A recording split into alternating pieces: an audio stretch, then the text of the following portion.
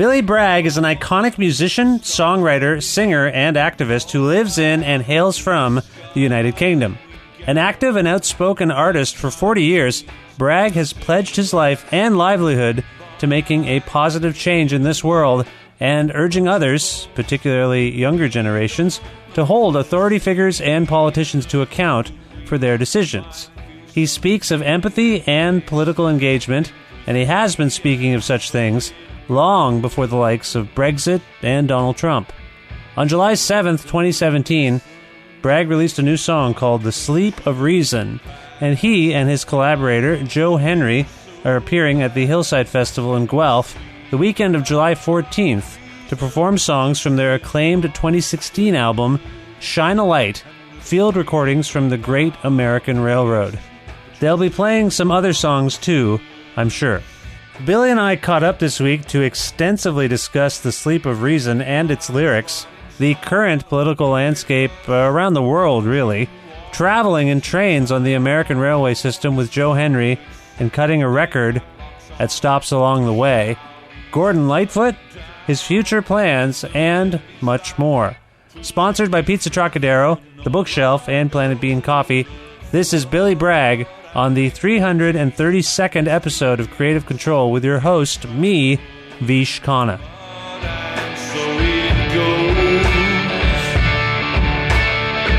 Guess they had it coming. Now there's nothing that you can do to convince them that it's true. And the sleep of reason produces monsters. And the sleep of reason produces monsters.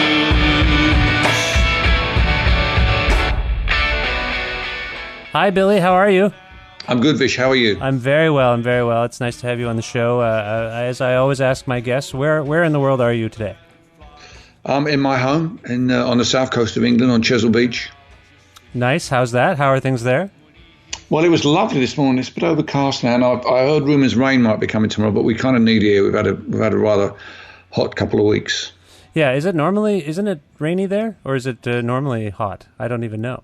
Well, there is no normal anymore, really. I mean, it normally rains at Glastonbury Festival, and it kind of rained a little bit, but not as much as it normally does. So I have no idea now. I just wake up in the morning, look out the window, and take whatever's there. You say there's no normal now. Are you alluding to climate change or just everything? Everything, yeah. There's no normal. Yeah. Well, I want to begin by asking you some questions about this song, this powerful new song that you just released, The Sleep of Reason. And in an unusual step for me, I actually want to go through it with you. There's certain turns of phrase that caught my ear. Are you okay with this as an exercise? Of course, yeah. Of course.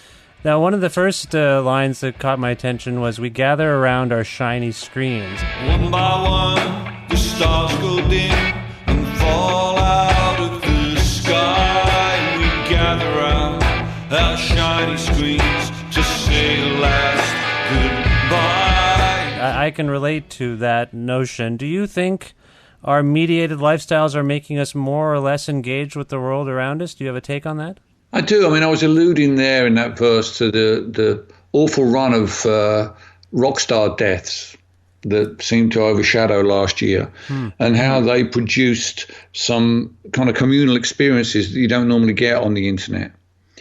And I thought that was a kind of, it's not a bad thing when everyone sort of has an outpouring of how much they love David Bowie or Prince or George Michael or whoever. But it's not the same as getting together and having real communal feelings in a all in one place. So I'm trying to sort of balance up the pros and cons of that. Yeah, I've had discussions about this issue on this show before, and it's sort of equally split. I think some people feel like they know more about the world, even if it's having to go through all the trolling and whatnot. They feel more engaged, and like you say about actual gatherings. In some cases, those gatherings were precipitated by a call on social media. So I assume that's what you're getting at there. It's a... Yeah, I mean, I think I'm trying to make sense of how, it seemed like in 2016 life started coming at us really fast. Now, is that because events were happening really fast, or is it because the digital media has sped everything up? And we haven't quite worked that one out yet, I don't think. Do you yourself engage heavily with social media, or the? I do for my sins. Yeah, I have a Facebook page and a Twitter page that I try and put something on every day, if only just an observation. Yeah. Some days I don't do anything at all.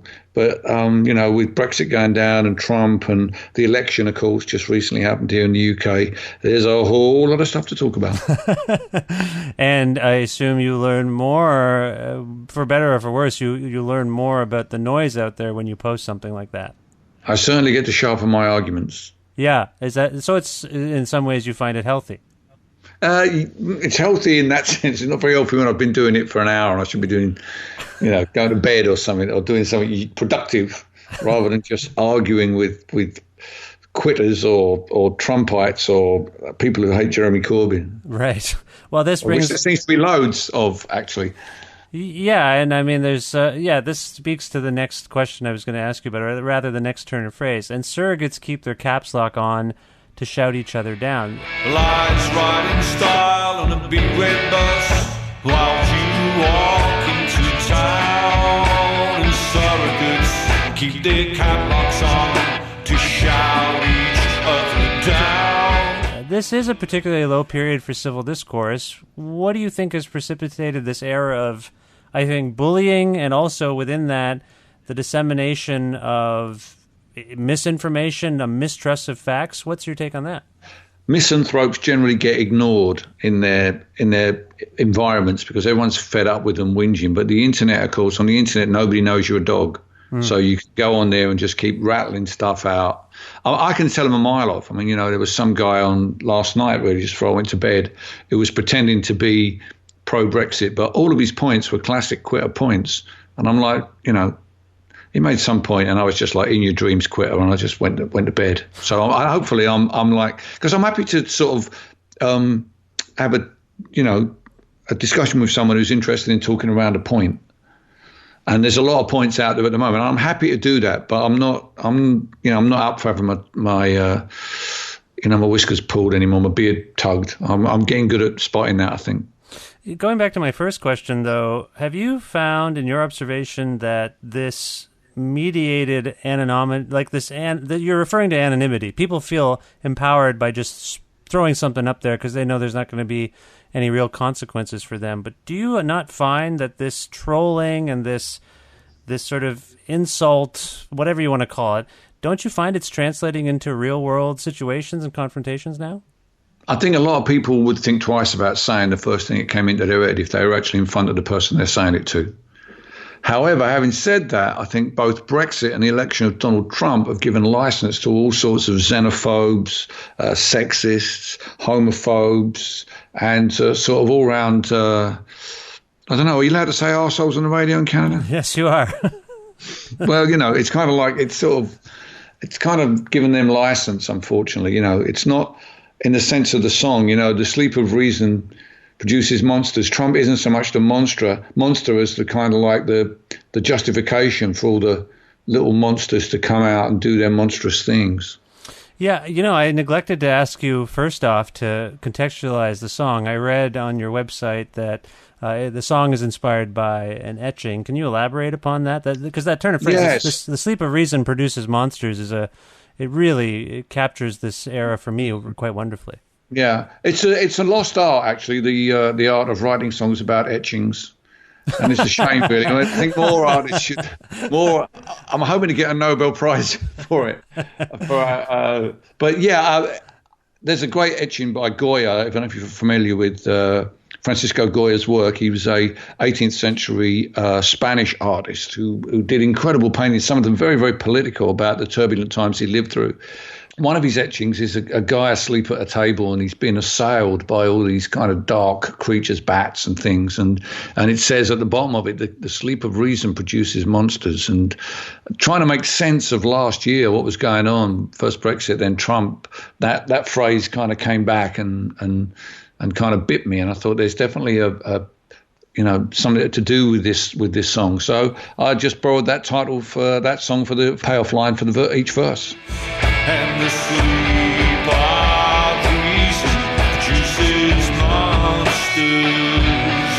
produces monsters, produces monsters. And when did you encounter this etching? Oh, a long time ago. It's in the Prado in Madrid. So, I would say the 80s, the first time I went to the Prado. And they've got all of his works there, the ones that where they peeled off the walls of his house and stuff like that. I mean, it's just incredible, powerful stuff. Another one of his etchings is Saturn eating his sons. If you Google that, it's one of the most, again, another monstrous etching. The guy was a tormented genius. Right. But the Sleep of Reason produces monsters did stay with me as an idea, and these things kind of have a tendency to bubble up in times of need. So you encountered the etching 20, 30 years ago, but didn't put it to paper until now? No. I mean, you're trying to find a way of making sense of what's going on. Mm-hmm. What can how can you come up with something that reflects what happened last year?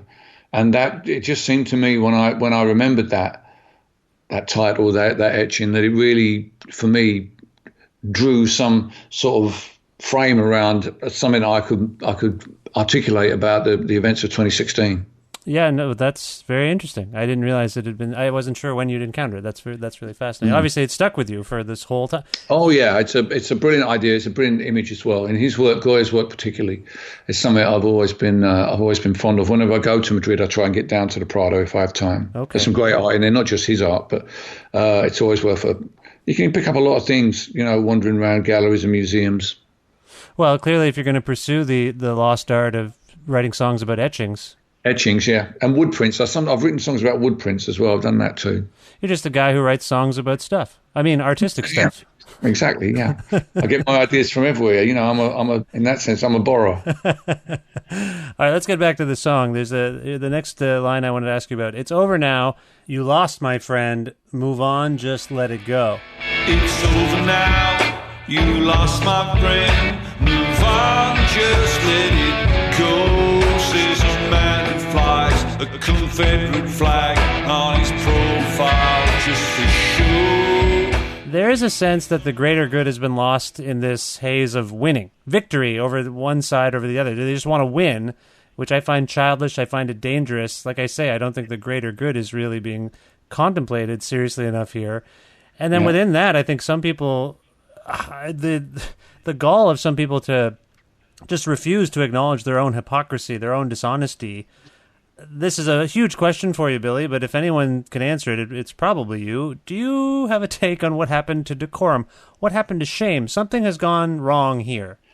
Well, I think it's all part of the war on empathy, isn't it? Anyone who has any fellow feeling, any compassion for someone, particularly someone outside of their own racial group or outside their gender or outside their country, they're immediately dismissed as being politically correct or accused of virtue signaling. There's the right had this kind of macho attitude of, to show any feeling for someone else is somehow, disdainful or traitorous or something like that. And I think to them, winning is everything, but it takes, you need to do more than win. I mean, Obama won 2 elections, but he wasn't able to get his agenda through Congress. And it's more complicated than just winning. As I used to say to the guys who worked, and girls who worked very hard to get Obama elected and were very disappointed with the reality. I said, yeah, but all you did was get your guy on the pitch. Mm-hmm. Now you got to get the ball in his hand. And then you got to get the ball in the end zone. Doesn't just stop with getting him elected. And it's the same with Trump and with Brexit. Brexit, the referendum wasn't the end of it. It wasn't anything except a decision. How that decision is then implemented is much, much more complicated. How it, what it actually will mean for us socially, economically, sort of politically. All these things haven't been coloured in. So. And a year has passed as well since we made that decision, and nothing has moved forward. Yeah. It's incredible. So we're still biffing each other over the results of the referendum. We haven't really got in front of us what the landscape of Brexit is going to look like to argue about yet. So, and until we do that, it's really impossible to come to a conclusion about about what the benefits or the pitfalls are. So as negotiations unfold, I think the true cost will become visible to the British public, and I think there'll be a divisive shift in public opinion, and then we might be able to do something about avoiding it, rather than, because at the moment it's like a big asteroid that's going to crash into us in March 2019, because we've triggered Article 50 that has a 2-year limit on it, and if we haven't got a deal done with the European Union by then, quite frankly, and we're out. Well, there does seem to be more murmuring that it is entirely feasible that it won't go through.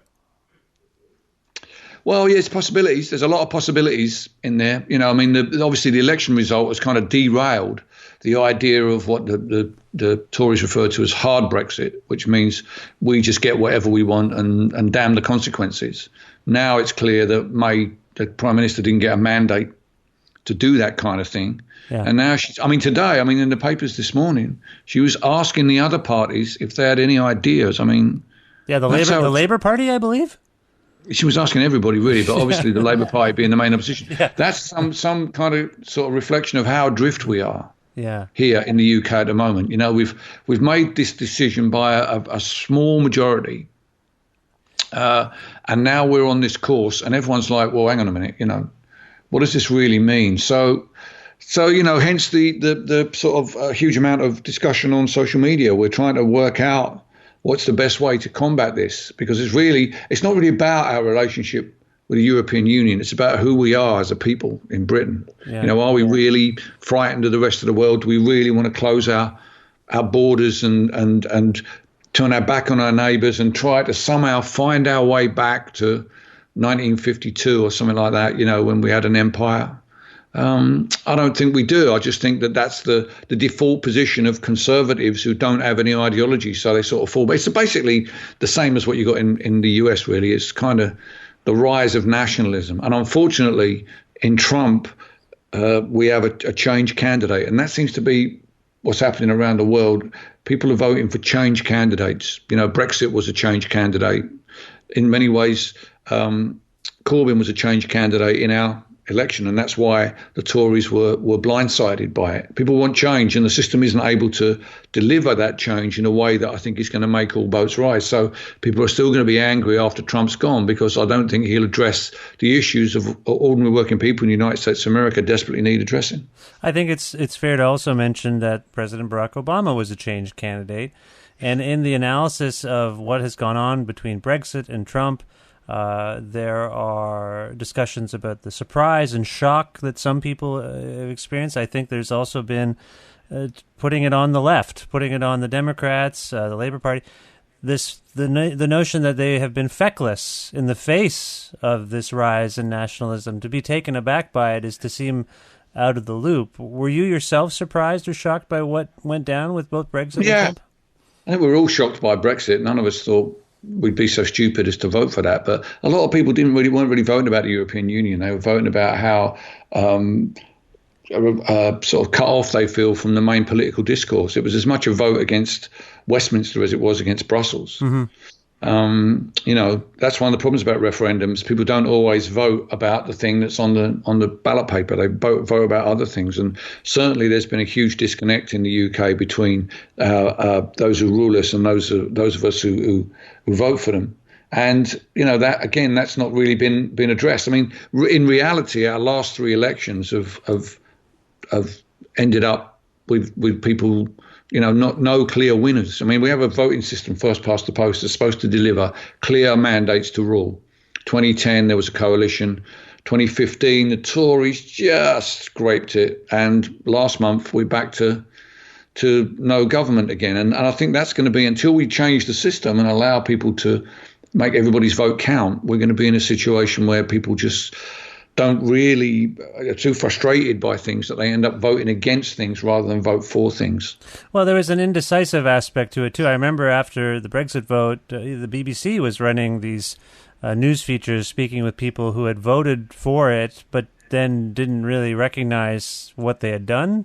And, we've experienced that in lots of westernized countries where people are given the right and the privilege to vote, but they don't necessarily what they're voting for. As you say, they're not happy, so they just want to vote for some kind of change, but they're not really aware of what the implications are. I mean, it's a very dangerous time in terms of the power we have as people.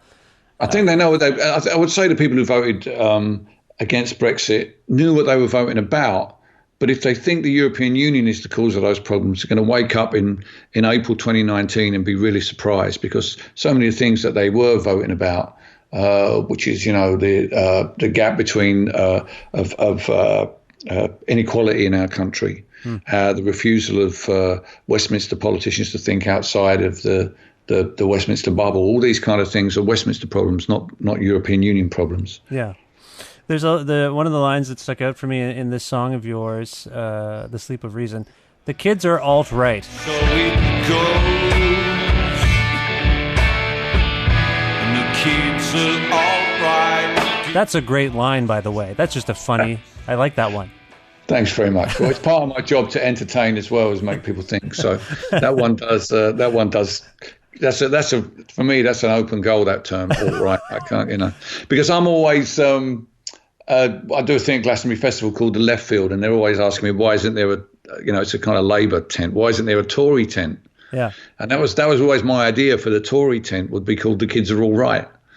And they'd never do it, they'd never do it. But every now and then someone suggests it to me, and I've got a friend of mine to do me a mock-up of the Left Field tent, but instead of saying Left Field, it said across the top, The Kids Are All Right. So just tweaking it a little bit to embrace Steve Bannon wasn't that much of a reach, I'll be honest with you. Right, this is, of course, for those who are younger, maybe don't know, this is at least a callback to The Who, right? Very, very same, yeah, indeed. The very same band, The Who, from England, and they had an expression, "The kids are all right." But I know sometimes I must get out in the light. Better leave her behind when the kids are all right. The kids are all right. That's one of the... I'm just explaining, Billy, to people who may not know. I love The Who. I like that line. Trump seems to represent the last gasp of old white men, but he does seem to have some young people supporting him. We've talked about Brexit as well. Do the actions of the next generation inspire you with hope or fear? Both? What's going on? What do you think is going on with the young people? Well, because I'm a leftist, I have to believe the glass is half full. So I would say they do inspire me. Yeah, I mean, at Glastonbury Festival just a couple of weeks ago, they were chanting Jeremy Corbyn's name at Glastonbury. In the middle of the night, you'd be laying in your bunk and you'd hear people chanting and they chanted it to the tune of Seven Nation Army. Oh, Jeremy Corbyn. Oh, Jeremy Corbyn. In fact, they did it. They broadcast Radiohead's main stage set live on the BBC in a lull, and there were plenty of lulls in it. Apparently, in a lull in the proceedings, the crowd just started chanting it. And carried on doing it for like 90 seconds on live TV, which like the Tories were outraged when they was going to get some balance and get the people to chant Theresa May's name. Do you have celebrities in England who came out for Brexit? Like, that was one of there was all these third tier B-list, C-list, D-list celebrities who are behind Trump in America. Did you have that? there was some D's and E lists. Kind of old DJs, mostly people my age, old people. Yeah. I mean, that's where the big divide is. It's not really left and right anymore in the UK. It's young and old. Everyone under 50 voted for, majority in those groups under 50, majority Corbyn and majority Remain in the European Union. And above 50, it's majority Theresa May and majority Leave the European Union. The trouble is the old uns vote more than the young uns. But the good thing is I think Brexit has woken them up. Yeah. I think because we were Glastonbury when that went down as well on the Friday morning when we woke up and we'd voted to leave the European Union. It was like shock. The left field was like a triage centre for people who didn't know what was happening. Whereas this year it felt like the whole bloody festival was left field. So I'm really encouraged by that, and I take it all at face value. They know. I mean, for years and years and years, people have been saying, "Don't vote; it doesn't change anything." Well, look what they've done. They didn't even win the election, and now they've got the Tory Prime Minister asking the Labour leader for some ideas. It's just preposterous. So don't let anyone tell you voting don't change nothing. Yeah, it does. You don't even have to win elections. And Nigel Farage, the leader of the United Kingdom Independence Party, the main party for Brexit, for leaving the European Union, campaigned for years. They never even, he never even won a seat in Parliament. He was able to achieve that. So, don't let people tell you that voting don't change nothing. Yeah. You mentioned that Glastonbury some people anyway, were complaining that there wasn't a tent for the Conservative Party. There's been a lot of discussion among people who can't even understand why an artist of any sort would align themselves with conservative values. Do you share that? Do you feel like that's weird that when a musician or any kind of artist would come forth and support right-wing values? Well, there are, but obviously, there are neo-Nazi bands out there playing. Yeah. In Europe, there's a big neo-Nazi scene. So they do it. There are some very dodgy artists out there, but they tend to be in a minority. It's kind of, I think, the whole notion of conservative values, if you want to talk about consumerist values, there's plenty of bands doing that. There's plenty of bands out there celebrating, mass consumption. There always were. Yeah. So, when I was singing Between the Wars in the 1980s, there was Duran Duran on a yacht with a load of models. That's right. Yeah. Offering a totally different view of the world. So those people are always around. But I think it doesn't do good, certainly in the UK, to sort of come out and say you're too. I mean, Morrissey's come out in favour of Brexit. And yeah. It's a bit disappointing, but he's been going that way for a long time. He's like your kind of weird old uncle. Well, he seems to have mastered trolling. I think he'll just come out and say that he seems like a contrarian generally. I think he always was, probably. Yeah. But he used to be charming. He's kind of like, he's not this charming man anymore, is he? No, he's not. You mentioned Brexit woke. And the more we ignore him, the closer he gets. I mean, let's just end this with a bunch of Smith's puns. Why not? Sure. I think technically that last one isn't a Smith's pun, but I know what you mean. Oh, that's right. That's actually a single. It's a Morrissey single. You're right. Sorry, you're absolutely sorry. Right. I hate to pull rank on you there, Vish. No, that's fine. You have every right. You get loads of letters. If I don't say it, you just get loads of letters. It's true. They get angry, the Moz fans. Yeah. You mentioned Brexit potentially woke up the next generation of voters. This leads me to this next line, though. In this from your song, of course. In this constant state of what the heck just happened, you feel woke, but through it all, you treat it like it's just some kind of joke. In this constant state of what the heck just happened, you feel woke, but through it all, you treat it like it's just some kind of joke. And in the end, the greatest threat faced by democracy isn't fascism or fanaticism, but our own complacency. And so it goes. Best pay attention. On this show, I've wrestled with the role of satire during what I would call a political crisis, what's been going on in the world. So I've been wrestling with the role of satire. On the one hand, I think someone like Trump, he can't handle ridicule. We've seen this. He's too thin-skinned. But I sometimes wonder if joking about him or Brexit, if it minimizes their impact somehow. How do you feel about that? Oh, I don't know. I think you got to, if you want people to engage with you, you've got to be entertaining. I've worked with bands who are just political, and they only talk about politics and everything's political, and it bored me. I don't know what it did to people, and I'm into politics. I don't know what it did to everyone else. So you got to be, you got to get people to engage with you, and a bit of humour goes a long way. I think it has to be sort of wry humour, as we call it in the UK. So, well, what was your intention with that lyric? Well, my really intention with that lyric was to set up the next line, which is, in the end, the greatest threat to our democracy isn't fascism or fanaticism, but our own complacency. Yeah. That's the real message of the song.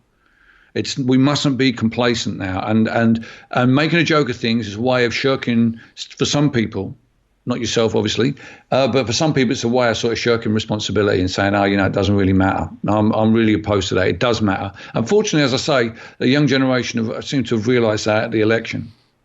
So beyond talking about it in this way, using your platform to discuss it, do you have suggestions on how you combat complacency?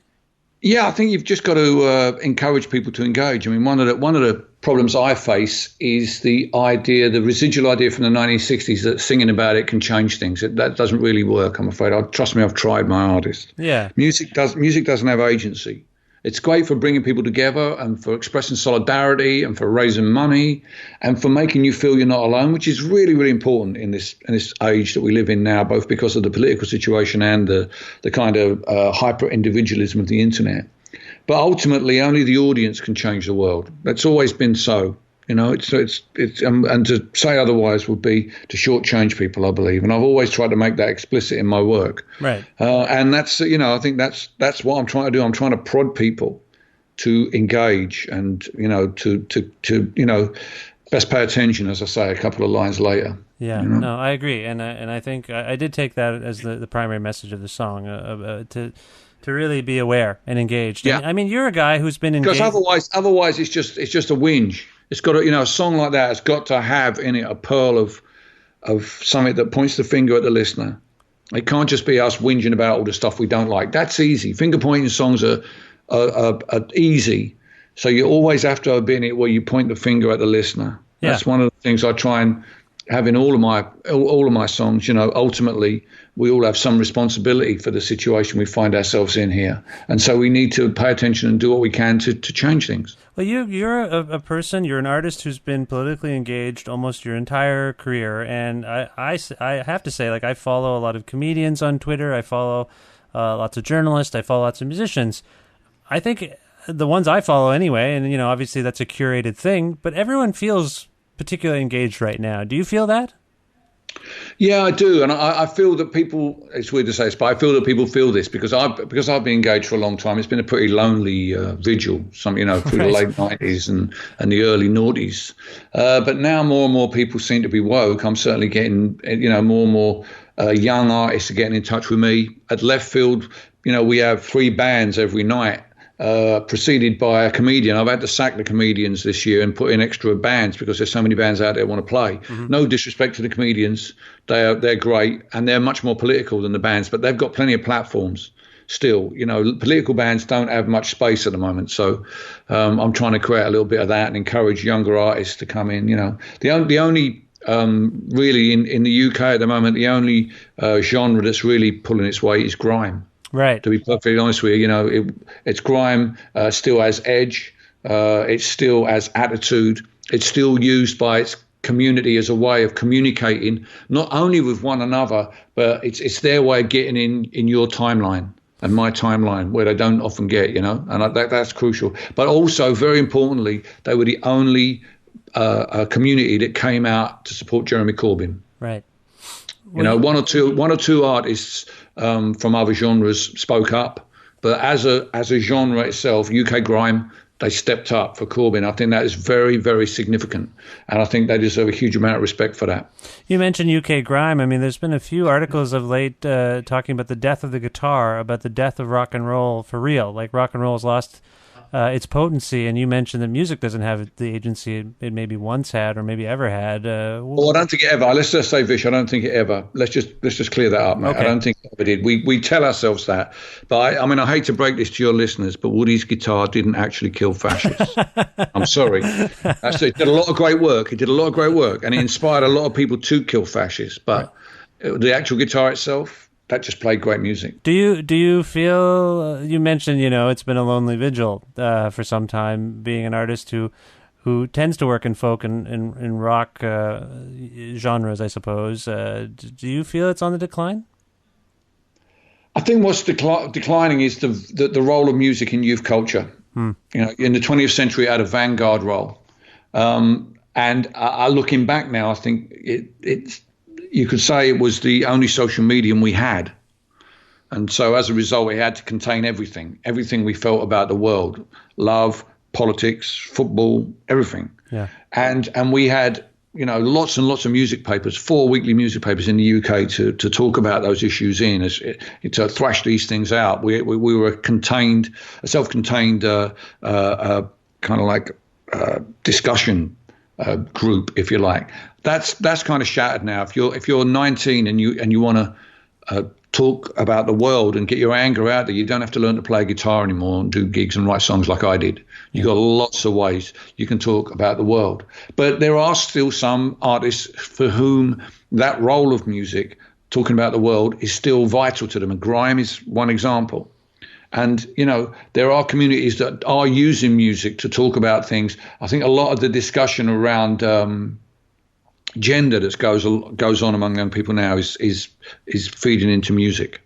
You know, I look at some of the younger artists in the UK.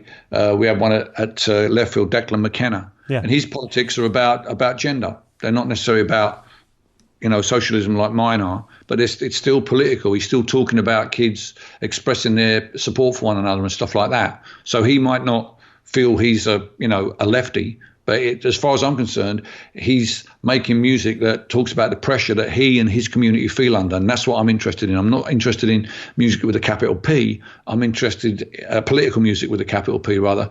I'm interested in music that talks about the pressure that young people feel at the moment. In this country, in my country, they're likely to be the first generation to grow up poorer than their parents. Mm-hmm. So it'd be good to hear what they think, because if they don't speak, someone else will speak for them. Yeah.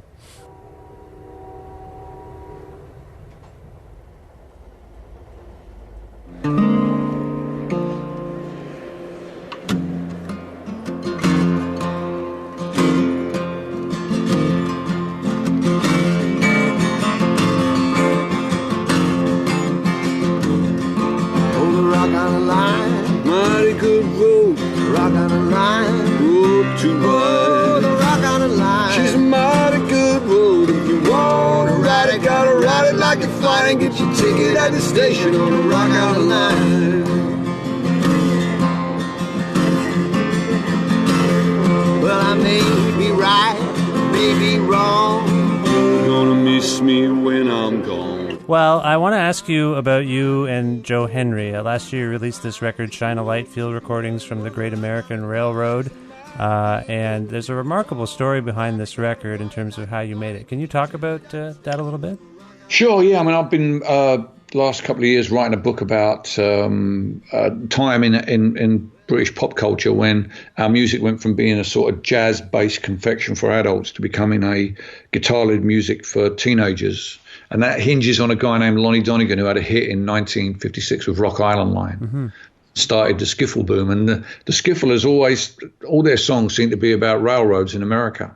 You know, Freight Train, Last Train to San Fernando, 6-5 Special. And so I started thinking to myself, why are there so many American railroad songs? And then I came to realize that the Americans don't really travel on the railroad anymore, certainly not west of the Mississippi. Mm-hmm. And so I thought it might be interesting to take some of those songs back onto the railroad and see what they're, you know, the condition of the American railroad as it is now, and see if the songs could bring us any connection there. So me and Joe last year, in the spring of last year, we got on a train in Chicago and rode all the way to Los Angeles via San Antonio. And as you know, there was only one passenger train, the one we were on, all day on that line most of the time. So to get that train out the way of the freight trains, when they get to a large station, they kind of use the spare platform like a siding. Right. So when you stop in St. Louis, you might be there 30 minutes while freight trains go by. And then same again in Austin, Texas, or in San Antonio, or in El Paso. You know, they have long holding times, American trains, because they're not really passenger trains anymore in the sense that you might get a train around Toronto or London. They're really just a tourist line, and the people that are on them don't really care that much if it takes 3 days or 4 days. You know, they're enjoying the ride. So in that time, in that wait time, I realized there will be a moment for us to jump off, find an acoustically helpful place and record one of these old railroad songs, 2 or 3 takes. Yeah. So, and how did you record them? You just some portable thing?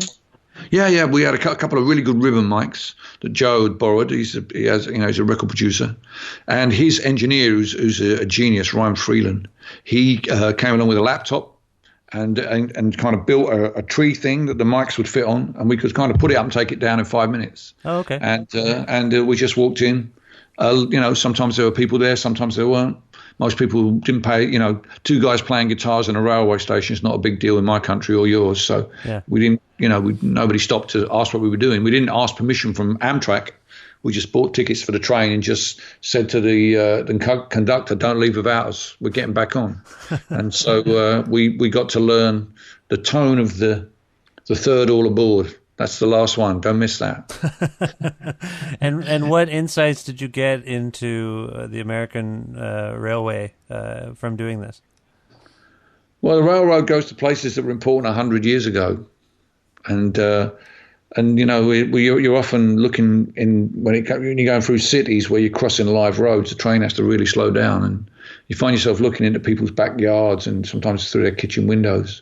It was a part of America I'd never seen before, and I think my American colleagues, you know, Joe, Ryan, and two guys who filmed little clips for us, I don't think they'd seen this type of America before either, because we were all, you know, taken by it. Initially, Ryan was a bit sort of, you know, didn't really think it was a great idea being stuck on a train. And by the end of it, he was talking about going to visit his father in Denver on the train, taking his kids. So it kind of had that effect on us. And I mean, how long have you known Joe now? Oh, since the 80s, Joe. Yeah, his wife used to work for Warner Brothers, and she used to do my PR. Right. I met her. I met him in her office when I was trying to blag copies of Van Morrison records off her. And Joe and I started a conversation about Astral Weeks that we're still having. Right. So when you ring up Joe and say, "Do you want to ride the rails with me?" his response is not what? He's like, "Yeah, let's do it." Is that right? Yeah, for sure. Yeah, I mean, he produced my last record, and you know, I know he's one of those guys who can do stuff on the fly. He not worried by the, you know, if there's noises outside that leak in, and he has a great feel for roots music as well. Yeah. And also he's an amazing arranger. You know, what we wanted to do was just slightly tweak these songs so that we could put our own imprint on them, you know, put a extra chord here or swing move a chorus around a little bit to make it so we're not just, you know, we didn't want to make an album that was just Bill and Joe like trains. This old airport's got me down. It's no earthly good to me, 'cause I'm stuck here on the ground, cold and drunk as I might be. You can jump a jet plane like you can a freight train. So I'll best be on my way in the early morning rain. Who chose Early Morning Rain? Well, I thought that was a good one. I used to busk Early Morning Rain in the 70s, and I thought it was a really great song because it talks about the kind of decline of the railroad. Yeah. You know, it's obviously, you know, it's generally about a plane, but the guy's lamenting that he can't jump a jet plane like he can a freight train, and what he's seeing unfold before him is not only the end of the hobo, but it's also the end of the golden age of transcontinental railroad. You know, it ends right there. And so it seemed to be a great song to finish on. But we also wanted to do some songs from our own lifetimes rather than doing a lot of, you know, old stuff from the 40s and 30s, which predominantly the material comes from that period. We wanted to do some things from our own lifetime. So Early Morning Rain and Gentle on My Mind, it was really important for us to factor those songs in. Right. And are you a Gordon Lightfoot fan otherwise? I am, big time, yeah. Okay. I have to ask that as a Canadian. As a Canadian, I have to ask you that. Canadian Railroad Trilogy was too long to get on the record. It just, we were about to get back on the train before we'd recorded the whole of it. So if you want to know why we didn't record it, as most Canadians do, that's why. So you and Joe are coming to Guelph, Ontario, where I live in Canada. You're coming to the Hillside Festival. What will your sets be like? You're doing a set on your own, I believe, and then a set with Joe. Is that right? I've done a workshop, and a Canadian folk festival workshop's always good fun, and maybe I'll get to play Sleep of Reason in that context. And then Joe and I are on the main stage on the Sunday night, and we're doing our railroad set, but we usually find space for a couple of solo songs in there. So hopefully I'll be able to bring some focus into that as well. You mentioned a Canadian folk workshop is particularly fun. You distinguish the Canadian ones from. Do you do other workshops in other countries that aren't as good? Well, it's always seemed to me to have been a Canadian thing. The first time I ever came to Vancouver, I experienced the workshop. Although it was a bit of an unfortunate experience, really, because they explained to me what it was and asked me if I'd be interested in doing it, a couple of months before.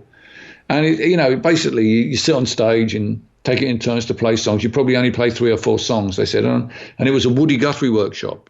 Oh. And I thought, I know 3 Woody Guthrie songs. How hard can that be, Just go and play them at 3 songs I know. When I get there on the day, I hadn't really looked in the program. I'd been a bit busy. When I actually get physically there at the stage, who's there setting up? Pete Seeger, Ramblin' Jack Elliott, and Arlo Guthrie, and me. And I'm like, oh, my God, I'm so busted. This is going to be so bad. But fortunately, Ramblin' Jack, I was sat next to Jack, and he had taped to the top of his guitar, I suppose as an aid in memoir, loads of Woody titles. And I sort of looked through them and I thought, you know what? I could probably busk half of those. Oh, nice. So I'm probably okay. And I was okay until the end when they sang This Land Is Your Land. And of course, we don't sing that. So I was like, sorry, this land isn't my land. So I was okay until then. Wow, good for you. That's great. Well, we're looking forward to having you in Guelph. We've talked so much about the Sleep of Reason, and my understanding is you're going to be releasing songs on a regular basis, perhaps towards an album. What's the plan there? Well, I think see how far we can go. I mean, if I can get maybe half a dozen away between now and the end of the year, I might compile them together on an EP or something, on a CD, sell it through my website. I mean, I'm just trying to get ideas out there. The old days, I would have to wait till I had an album to make, and there's nothing in the pipeline at the moment on that front. But I've got these topical songs, and I'm writing them, and I want to get them out there. So normally I'd just stick them on my website as free download, but my record company wanted to get involved, and they've been very supportive of this project. So I'll be dropping one a month between now and Christmas. I've got the first 3 already in the can. Oh, great! And I'm due to write pick up the next 3 between now and September while I'm out on the road and record them, and then hopefully we'll collect them together as a kind of Fight Songs Mark II EP. Okay, excellent. Well, that's great. For more information, people can go to billybragg.co.uk and follow along there. You're on Twitter as well, I understand, Billy, I believe. I'm all over it. All over Twitter. All over Facebook. I'm out there. You're out there. People can find you. Yeah, that's right. Is there a song we can go out on to play for people right now? Yeah, Waiting for the Great Leap Forward. Now, why did that come to mind? Well, because we still are. Right. Okay. Let's go with that. Let's do that, and we'll see what happens to the world. Billy, this was an immense pleasure. Thank you for your time, and I wish you the best of luck with everything. Good to talk to you, Vish.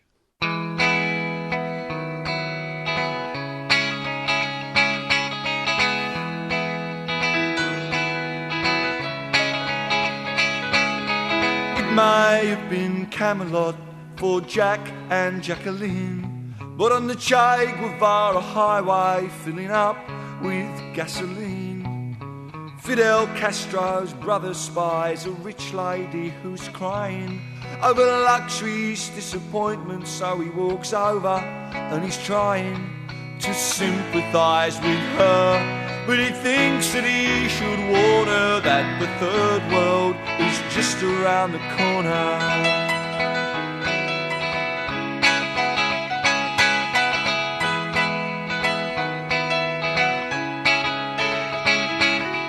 In the Soviet Union, a scientist is blinded by the resumption of nuclear testing, and he is reminded that Dr. Robert Oppenheimer's optimism fell at the first hurdle.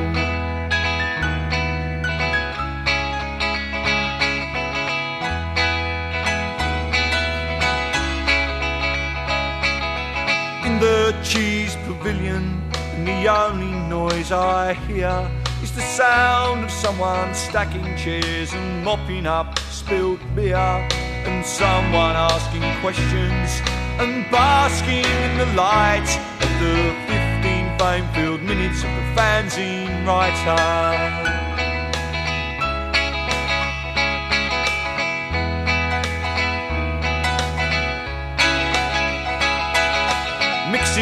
hip-hop and politics. He asks me what the use is. I offer him embarrassment and my usual excuses, while looking down the corridor out to where the van is waiting. I'm looking for the great leap forward.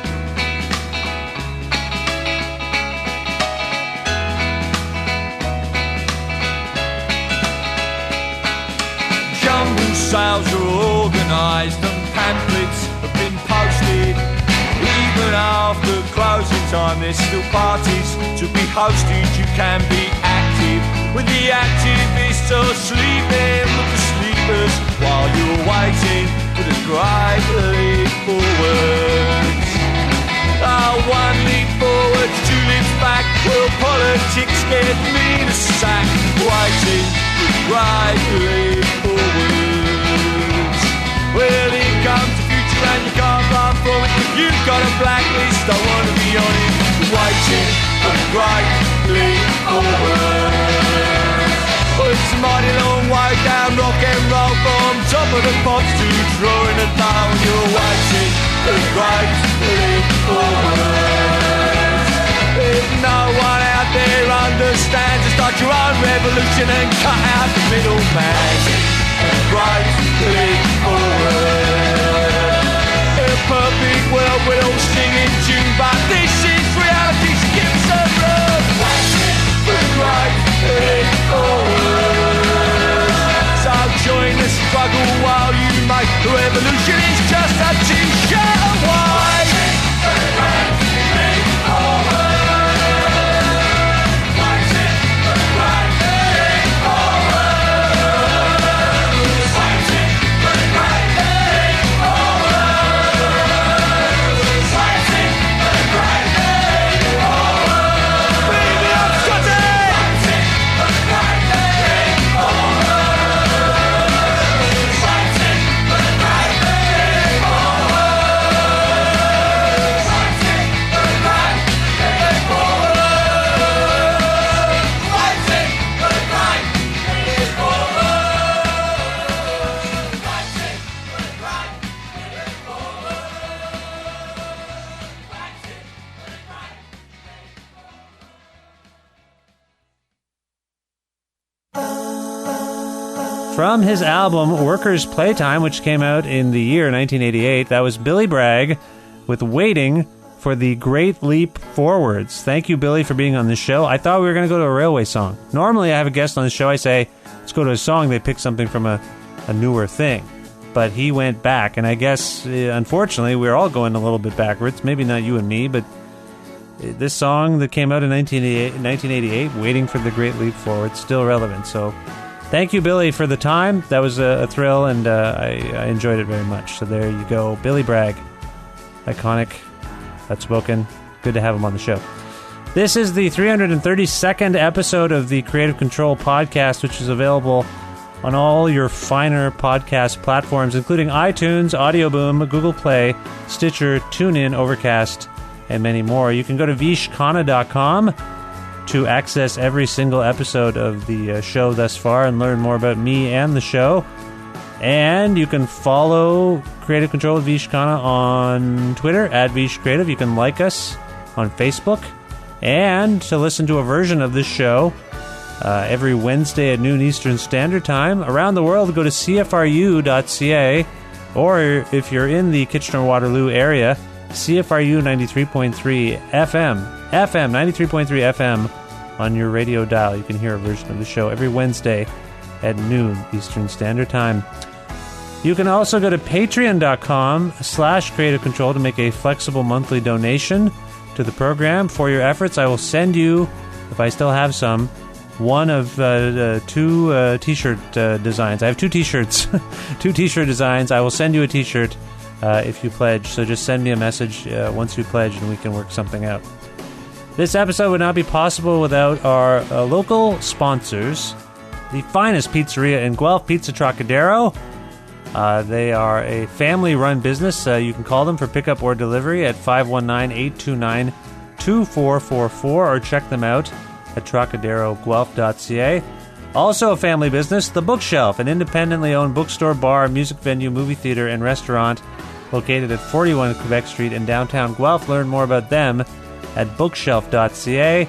And for amazing coffee while you're in Guelph, Planet Bean, freshly roasted, fair trade, certified, organic coffee. PlanetBeanCoffee.com for more information. That's it for another episode of this show. Thanks for listening to Creative Control. If you can, subscribe to it, download episodes, tell your friends about it. All these things help, and it helps spread the word. I'd like to keep doing the show, and I could only do it if you tell me you want me to do it. Actually, I'll probably do it anyway, but still, spread the word. That's it for me. Thank you very much. Goodbye for now.